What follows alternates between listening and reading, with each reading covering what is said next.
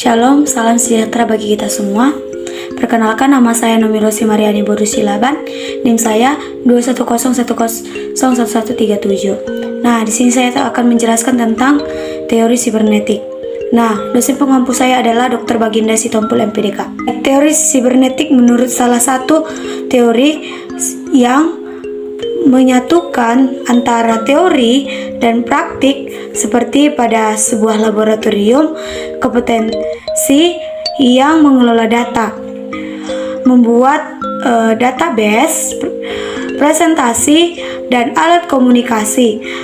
Tetapi dapat juga digunakan sebagai suatu alat untuk memancing atau meningkatkan sebuah kemampuan. Teori belajar sibernetik menuntut pembelajaran untuk diorganisir dengan baik yang memperhatikan sebuah kondisi internal dan kondisi eksternal. Kondisi internal itu mengajak siswa yang mempengaruhi sebuah proses belajar melalui sebuah proses pengelolaan informasi dan yang sangat penting untuk diperhatikan oleh guru dalam sebuah mengelola pembelajaran, yaitu sebuah kemampuan awal peserta didik untuk memotivasi perhatian, persepsi, ingatan, lupa, dan referensi, dan lalu transfer. Kondisi eksternal. Kondisi eksternal merupakan salah satu kondisi yang sangat berpengaruh terhadap proses belajar dengan proses pengelolaan informasi, antara lain sebuah kondisi belajar, tujuan belajar, pemberian umpan balik. Proses berpikir sibernetik menurut Landa. Ada dua macam proses berpikir, yaitu proses berpikir algoritmik dan proses berpikir heuristik. Proses berpikir algoritmik merupakan salah satu proses berpikir sistematis, tahap demi tahap, linear, konferensi, dan konvergen lurus menuju ke suatu target tujuan tertentu. Proses berpikir heuristik merupakan salah satu cara berpikir divergen.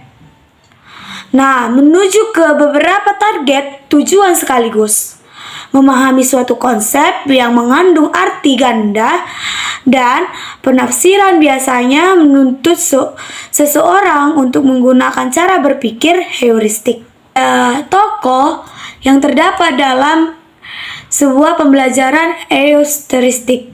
Nah, tokoh yang pertama itu menurut Anwar dalam kaitannya dengan teori belajar sibernetik merupakan salah satu proses informasi yang berhubungan dengan cara seseorang untuk menelaah informasi di lingkungannya dan memahami sebuah pengalaman tersebut, buah komponen sibernetik. Nah, ada beberapa komponen yang terdapat dalam sibernetik. Yang pertama adalah sensory memory atau disebut juga dengan sensory receptor atau sering disingkat juga dengan SM atau SR.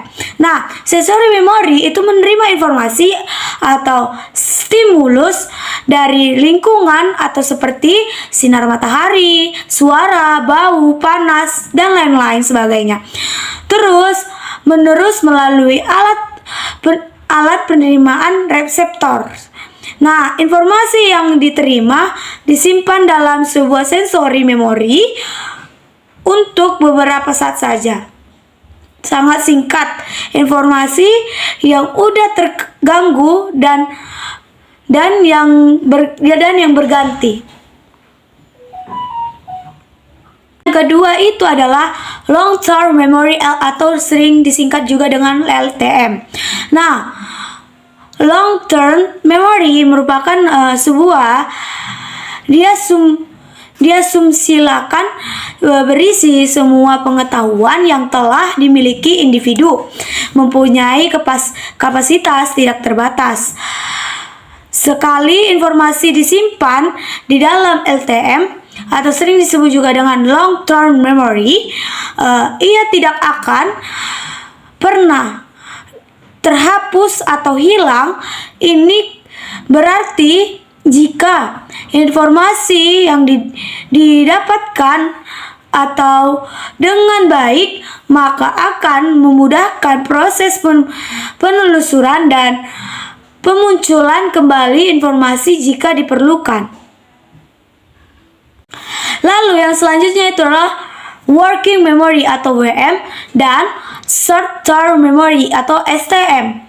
Nah, working memory adalah sebuah bagian dari memori manusia. Diasumsikan mampu mengungkapkan informasi dan diberi perhatian oleh individu dan menyimpan sebuah informasi menjadi pikiran informasi yang masuk dalam short-term memory atau STM berasal dari sensory memory dan mungkin dapat pula dari komponen dasar ketiga sistem memori tersebut. Kelebihan pembelajaran sibernetik. Nah, ada beberapa kelebihan pembelajaran sibernetik. Yang pertama itu adalah cara berpikir yang berorientasi pada sebuah proses yang menonjol. Yang kedua, itu menyajikan pengetahuan memenuhi aspek ekonomis. Yang ketiga itu kapabilitas belajar dapat disajikan lebih lengkap. Yang keempat itu adanya keterarahan yang seluruh kegiatan belajar kepada tujuan yang ingin dicapai. Yang kelima itu adalah kontrol belajar, memungkinkan belajar sesuai dengan irama masing-masing individu.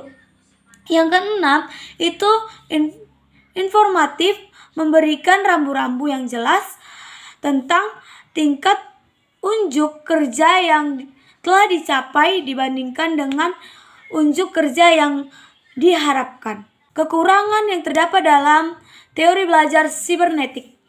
Nah, kekurangan metode pembelajaran sibernetik yaitu terlalu menekankan pada sistem informasi yang dipelajari dan kurang memperhatikan bagaimana proses belajar. Metode ini bisa terwujud apabila peserta didik dapat mengelola informasi,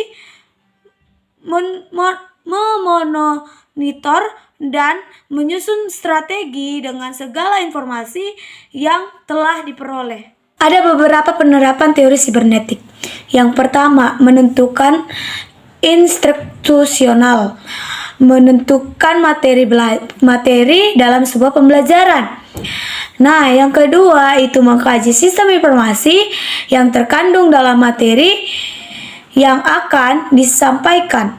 Yang ketiga itu menentukan sebuah pendekatan belajar yang sesuai dengan informasi atau algoritmik atau heuristik. Yang keempat itu menyajikan sebuah materi dan membimbing peserta didik belajar dengan pola yang sesuai dengan urutan pembelajaran atau sistem informasi. Terima kasih. Shalom.